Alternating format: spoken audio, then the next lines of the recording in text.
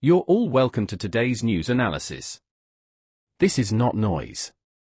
This is real power talk. What you're about to hear can shake the 2027 race. Before we begin, if you care about Nigeria's future, make sure you follow this channel, turn on notifications, and stay with us till the end. This analysis is calm, deep, and straight to the point. Now let's get into it. A strong message is coming out of the north. Rabiu Musa Kwankwaso has not officially joined the African Democratic Congress, ADC. But behind the scenes, something big is happening. The message is simple. No Peter Obi. No deal. Let's start from where it matters. Kwankwaso is planning to move to ADC. Yes, planning. He is still in NNPP, the party he used to run for president in 2023. Nothing has changed officially. But politics is not played only on paper. It is played with signals. And this signal is loud. Kwankwaso has made it clear to people around him. He will not fully join ADC if Peter Obi is not given the presidential ticket. Not maybe. Not we will see. Straight and firm. This is not about friendship. This is about structure. This is about balance. This is about timing. ADC is trying to build a serious coalition. A coalition that can face APC and PDP head-on. But every coalition has one big problem: who gets the ticket?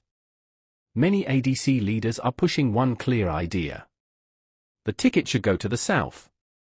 Why? Because Nigeria is still healing. Because zoning still matters. Because the current president is from the south. And the agreement, at least morally, is simple. The north should wait till 2031. That is where Peter Obi enters the picture. From a news and political standpoint, this position did not come suddenly.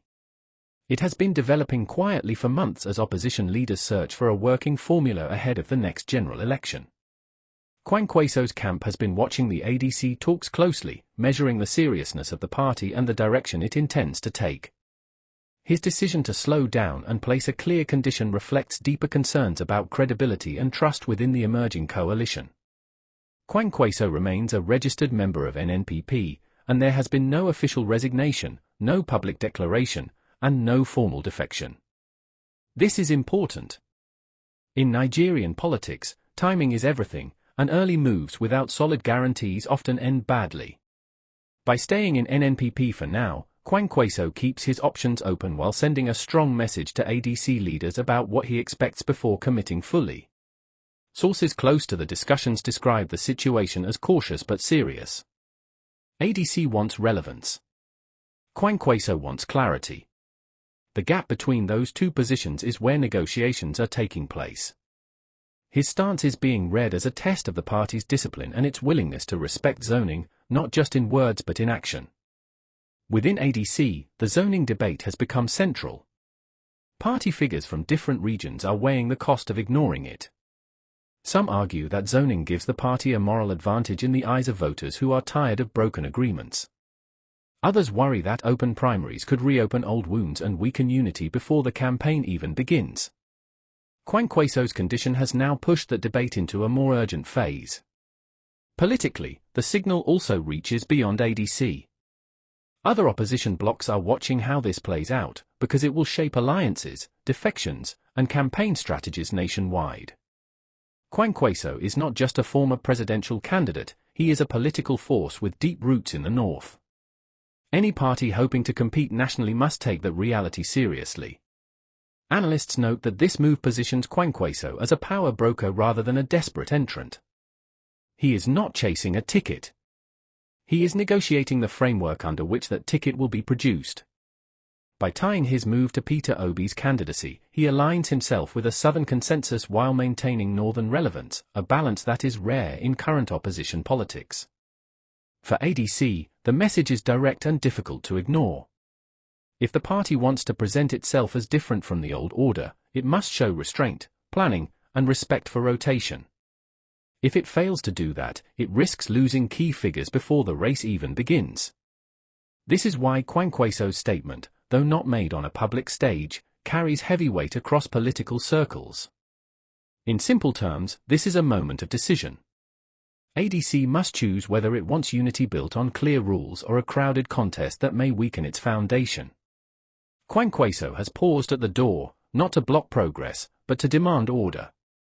That pause, for now, defines the direction of the conversation and sets the tone for what comes next. Peter Obi has now become the main focus of the internal conversation, not because he demanded it publicly, but because the structure of the discussion naturally points to him. Within ADC, his name keeps coming up as the most realistic Southern option that can carry national attention and public trust at the same time. This is not sentiment. It is political calculation based on past results, voter behavior, and current public mood. Party insiders say the zoning argument is not just about fairness. It is about survival. Nigeria is still sensitive to power rotation, and many voters believe ignoring it will deepen division. ADC leaders pushing for a Southern ticket argue that the party cannot afford to look confused or greedy at this stage. They believe a clear direction will attract undecided voters who are tired of unclear opposition platforms. Peter Obi fits into that calculation for several reasons. First, he remains one of the most visible opposition figures from the South after the 2023 election.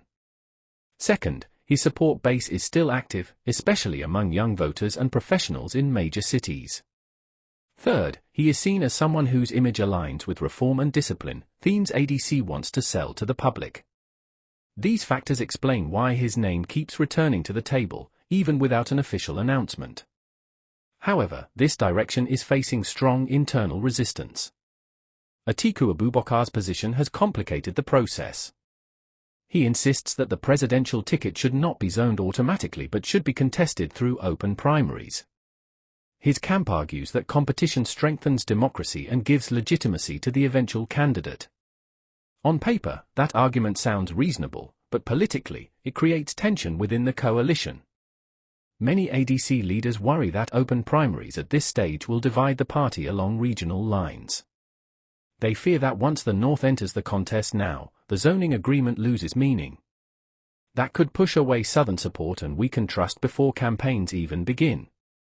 This fear is not theoretical.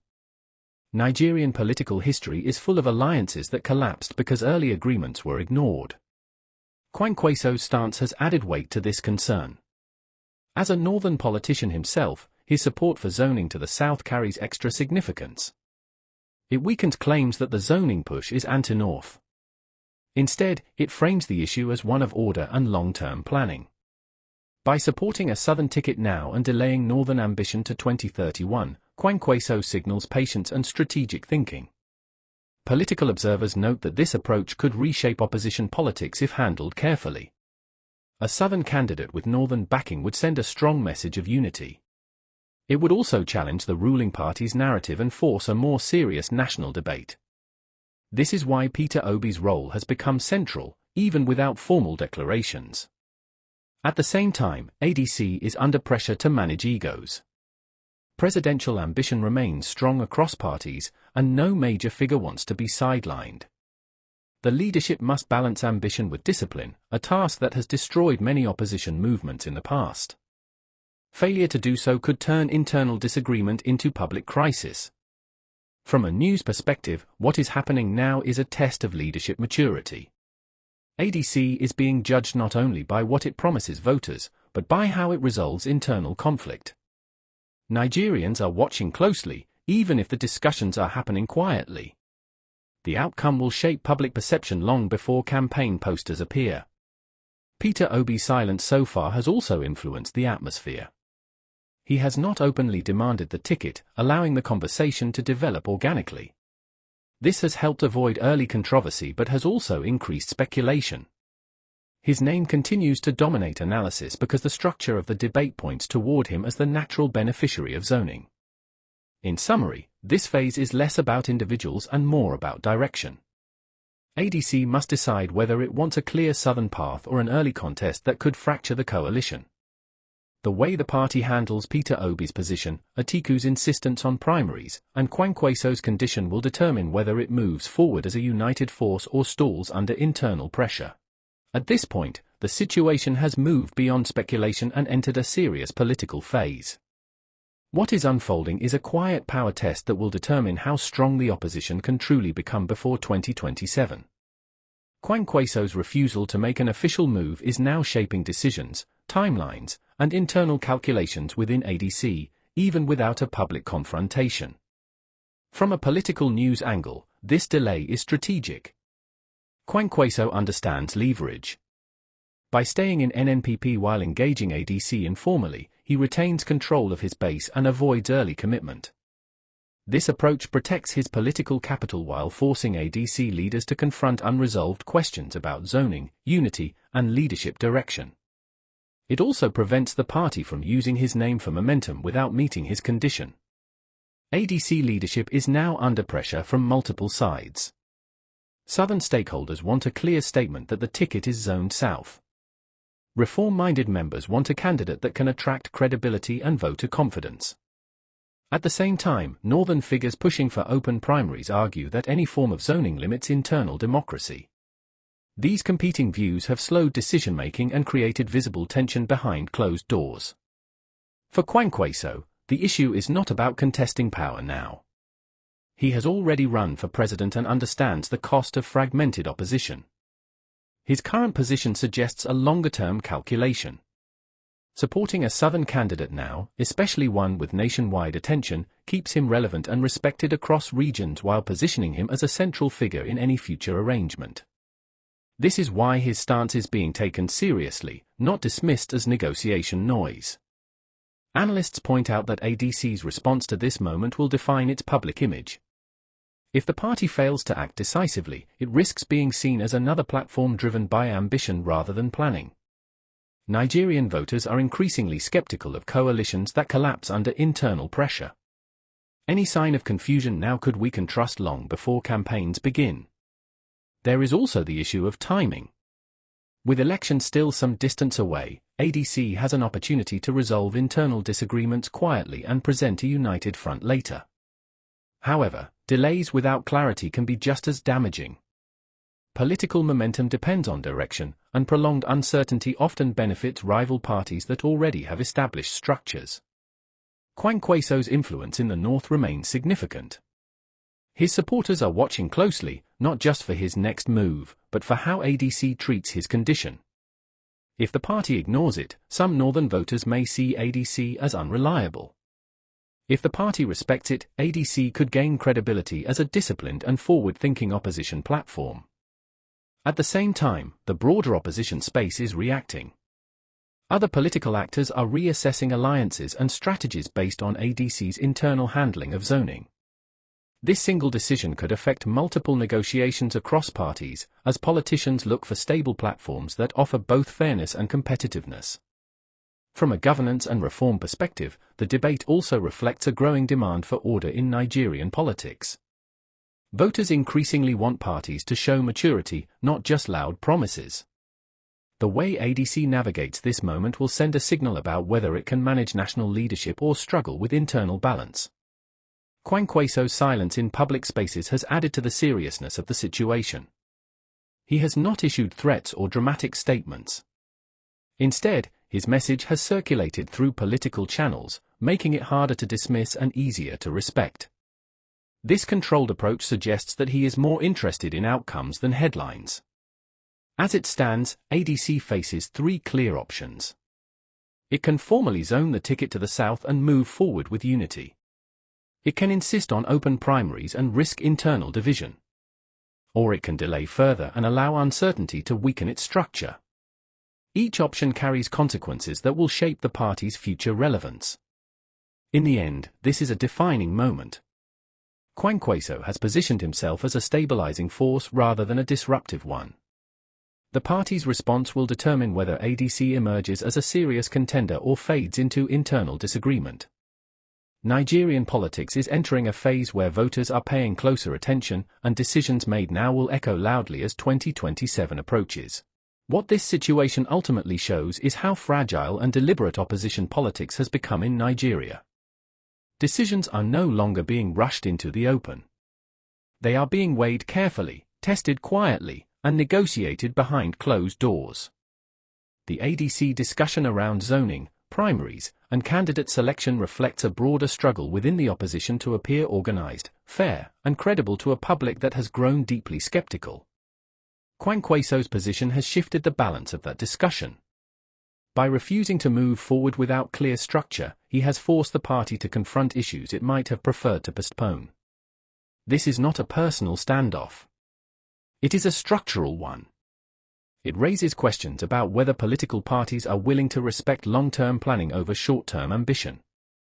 The debate around a southern ticket also highlights how unresolved Nigeria's power rotation question remains. Even after multiple election cycles, zoning continues to influence trust, alignment, and voter confidence.